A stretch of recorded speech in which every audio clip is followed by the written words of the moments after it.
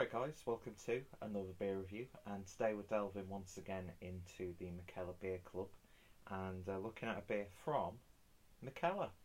So today we are looking at a can of the BeoBrew IPA, which was brewed in collaboration with Bang & Olufsen, the hi-fi company, and as you can see I have one behind me. Yeah, that has been there for absolutely years. That's been there for absolutely years? Absolutely ages. That sounds better. It's not actually mine, it's my dad's, but for some reason I've got it in my room. And yeah, Bang & Olufsen, I think their reputation precedes them. So, a hi-fi company collaborating with a craft beer company. I wonder what the catch is. Well, actually, it's quite simple. So during the brewing of the beer, I think it was when it was in the fermentation tank, they actually lowered the... and yeah, that's a weird video that I'm watching in the background. Watching a commentary on a guy called DSP Gaming. And yeah, what a rabbit hole that has been. So apologies if that is distracting. But yeah, so basically what they did is with this beer, it's an IPA fundamentally, clocking in at 6.8%. So what they did was during the fermentation process, they lowered a Bang & Olufsen speaker into the tank and played music while the beer was fermenting, like with a very carefully selected playlist. And I think this has been done a few times, not just necessarily in brewing, but also sort of organic procedures where the sort of like the sonic waves. I'm talking out my arse right now, but where the waves coming from the speakers is doing something to the surroundings. And yes, so they basically played a selection of songs. I'm sure Metallica have done this as well, or a brewery has used some Metallica songs. I'll have to look into it because it's genuinely fascinating. It's going to be interesting to see if there's anything noticeably different about this beer. But yeah, the infused with beautiful music by Mikkeller Metal, Kaito, Portable, KTV, Cormac, and Brendan Muller. And you can actually, if I remember correctly, listen at bang-olufsen.com/BeoBrew. So I will put that link down below, as well as links to Bang & Olufsen, because yeah, they do really good hi-fis. So if you like your music and you like to listen to it properly, get yourself one of these bad boys. Definitely worth it, even though I didn't pay for it. But yeah, beautiful artwork there from Keith Shaw, as per usual, in a 500ml can. Appreciate that very much, craft breweries.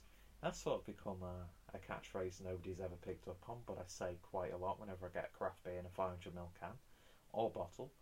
And yeah, so like I said, this is from the Mikkeller Beer Club box for September.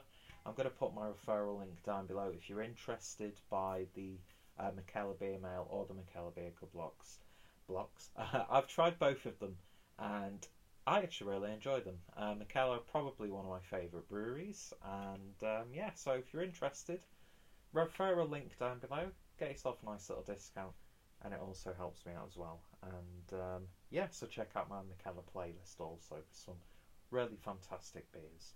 But yeah, going to be using my Mikkeller Beer Club glass. Hopefully you can see that properly. You're basically being rested against a little container, so I can't actually see myself properly in the front facing camera. So I've got no tripod because I'm a professional outfit, but at least I've got a good microphone, hopefully off camera. But yeah, the lighting isn't too good, but when has it ever been good? Let's face it. How long have I been recording this video so far? I have no idea. So without any further ado, let's get the beer opened and see what we get.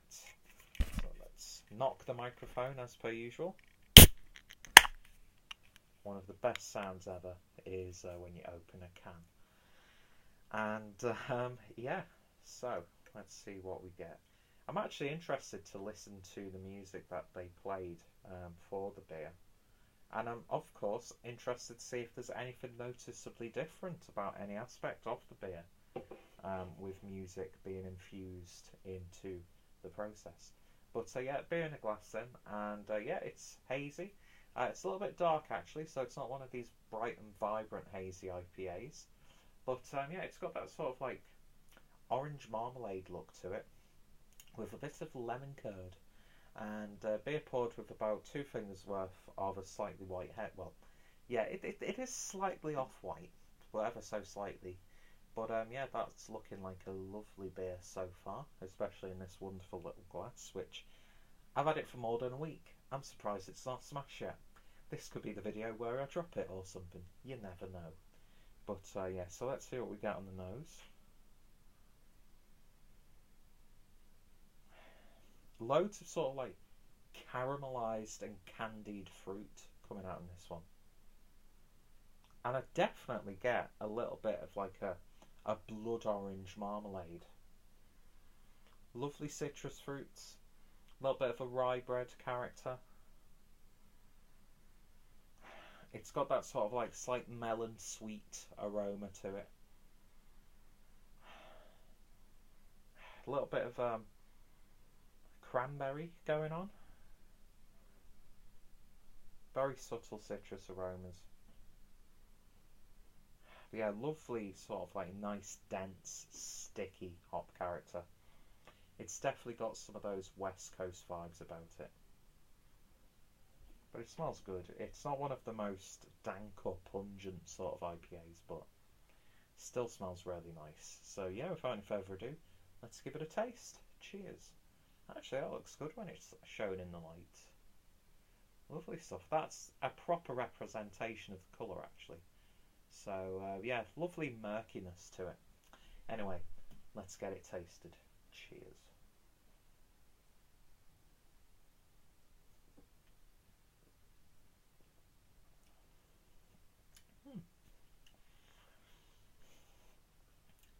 It's probably that. What's that term they use? It's like when you read like the tasting notes of a beer. The power of suggestion. I think that's what the term is. There's something slightly different about this beer, and I don't know if that's going to be solely attributed to the fact that there's something slightly different about the way they brewed the beer.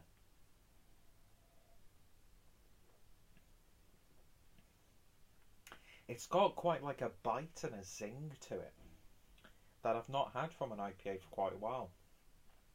It's like this big, short, sharp burst. There's a oxymoron for you. It's like this big but short burst of like carbonation, and then it gets really smooth. It almost becomes foamy on the back end.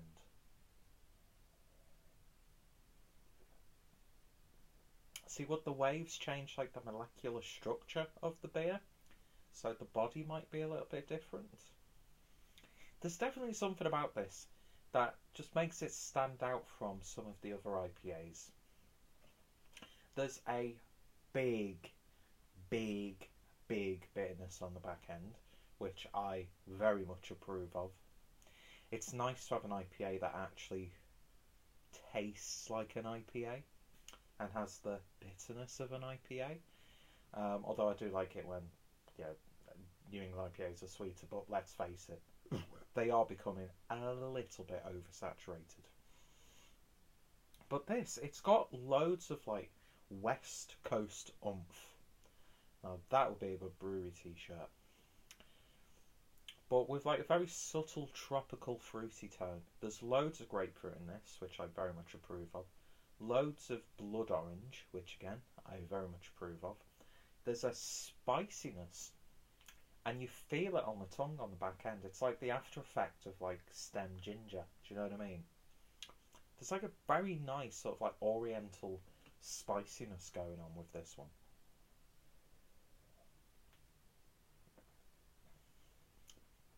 Very easy drinking.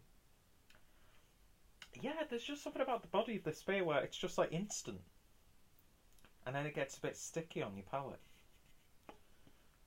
So, has the process made a massive difference? If you'd have just presented this beer to me without telling me what's gone on, I would be none the wiser. But because you're trying to find something that's a little bit different, it's sort of like, it's playing tricks on your mind because you're looking for something that you wouldn't initially look for, and you don't know what you're looking for. But I think it's with the body and the carbonation where those waves could have affected the process. I'm definitely going to have to look into this a bit more, hear some other thoughts and opinions, and see what sort of scientific information I could find. But is it a gimmicky beer? A little bit. It's got that about it. Is it a good beer? Yeah, it's a really nicely brewed beer and well executed. Loads of citrus punch. There's loads of punch. There's loads of bite. There's a spiciness which you don't really get too much from beers like this. There's a sharp aftertaste which is really nice. And it's just like, boom! That one of those sorts of things. And this sort of like West Coast-esque vibe comes into play. There's something different about it. There is, and I'm not just saying that. There is something different about this beer. But it's not too different compared to a lot of other IPAs. So I'm not too sure how effective putting a speaker playing music into the vessel will affect the beer. But the most important thing is it's a nice beer. And it's an interesting collaboration. So it's definitely worth seeking out if you get the opportunity to. You might pick out something that I don't. You might know something that I don't. I'm happy to get educated or ripped apart in the comments. But yeah, as far as a beer, on the very fundamentals of brewing, they've done a really good job with this one. Flavour-wise, it's not going to blow you away. But at the same time, it is a really tasty, satisfying drink. And what more could you ask for? And it's brewed in collaboration with the fine folks over at Bang & Olufsen. So yeah, if you're interested by this project, I'm going to put the links down below, as I said. If you're interested by the Mikkeller Beer Mill or the Mikkeller Beer Club, you're welcome to use my referral link down below. If you've tried this beer, let me know your thoughts and opinions down below. What did you get from this? Is it a gimmick? Is it not? Is it a well-brewed beer? Happy to hear any thoughts and opinions. Check out Mikkeller.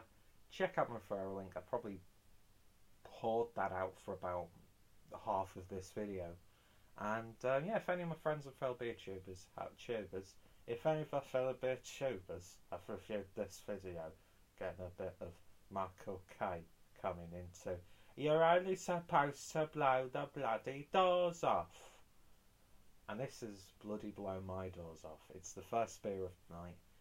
I'm off tomorrow, so I'm going to have a few drinky poos. So thank you for watching. Check out Mikkeller playlist down below. My Mikkeller playlist, I should say. It's the first beer of the night, and I'm already slurring words. And yeah, good stuff. Interesting, thought-provoking, unique, satisfying. And the beer's not bad either. Anyway, thank you for watching this horrendous video. Check out everyone involved. And yeah, I'm interested to see other sort of breweries and other sort of food-related processes incorporating the sound waves of music. You can't get more experimental than that, ladies and gentlemen.